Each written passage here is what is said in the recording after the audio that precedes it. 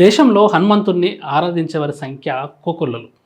గ్రామ గ్రామాల్లో హనుమాన్ ఆలయాలు మనకు కనిపిస్తాయి. వాయుపుత్రుడు నేటికి గంధ మాధవ పర్వతంపై కొలువై ఉన్నాడని, భక్తులను అక్కడి నుంచి ఆయన కటాక్షిస్తుంటాడని అంటారు.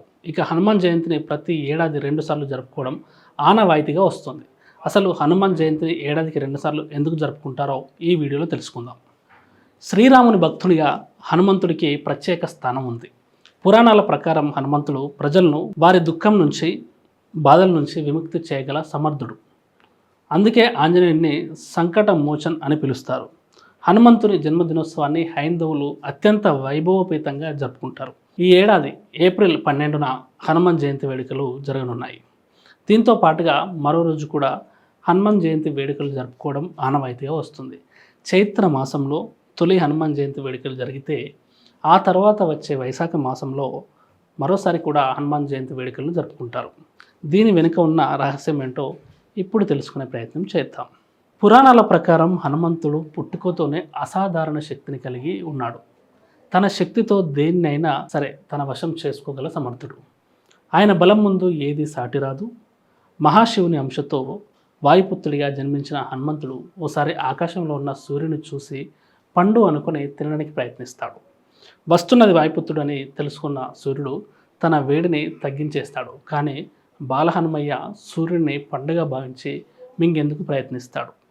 ఆ సమయంలో విశ్వంలోని పలు ప్రాంతాలు చీకట్లు కమ్ముకుంటాయి. జంతుజాలం భీతిల్లిపోతుంది. సంధ్యావందన పూజాది కార్యక్రమాలు కుంటుపడతాయి. చీకట్లు కమ్ముకోవడంతో యజ్ఞ హోమాలు ఆగిపోతాయి.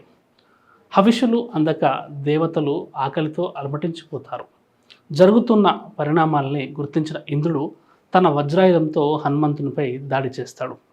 క్షీరసాగర మదనం నుంచి ఉద్భవించిన వజ్రాయుధానికి అనంతమైన శక్తి ఉండడంతో ఆంజనేయుడు స్పృహ కోల్పోతాడు. బాల హనుమాన్ స్పృహ కోల్పోవడాన్ని గుర్తించిన వాయువు ఆగ్రహించి విశ్వమంతటా గాలి ప్రవాహాన్ని నిలిపివేస్తాడు. అప్పటి వరకు చీకట్లు కమ్ముకొని అల్లాడిపోయిన జీవులు గాలి కూడా స్తంభించకపోవడంతో ఊపిరాడక ఉక్కిరిబిక్కిరవుతారు. భూమిపై గందరగోళ పరిస్థితులు ఏర్పడతాయి. దేవతలంతా పరుగు పరుగున బ్రహ్మదేవుడి వద్దకు వెళ్ళి జరిగిన విషయం గురించి మొరపెట్టుకుంటారు. దేవతల మొర విన్న బ్రహ్మదేవుడు వాయువును శాంతింపజేసి హనుమంతుడిని స్పృహలోకి వచ్చేలా చేస్తాడు. అంతేకాకుండా హనుమయ్యకు చిరంజీవిత్వాన్ని ప్రసాదిస్తారు. స్పృహ నుంచి పునరుద్ధరించబడిన హనుమంతుడు కొత్త జీవితాన్ని పొందిన రోజును కూడా హనుమాన్ జయంతిగా జరుపుకోవడం జరుగుతున్నది. ఈ ఏడాది మే 22వ తేదీన రెండోసారి హనుమాన్ జయంతి వేడుకలను జరుపుకుంటారు. Please subscribe to the channel and download the Politicos app from the links in the description.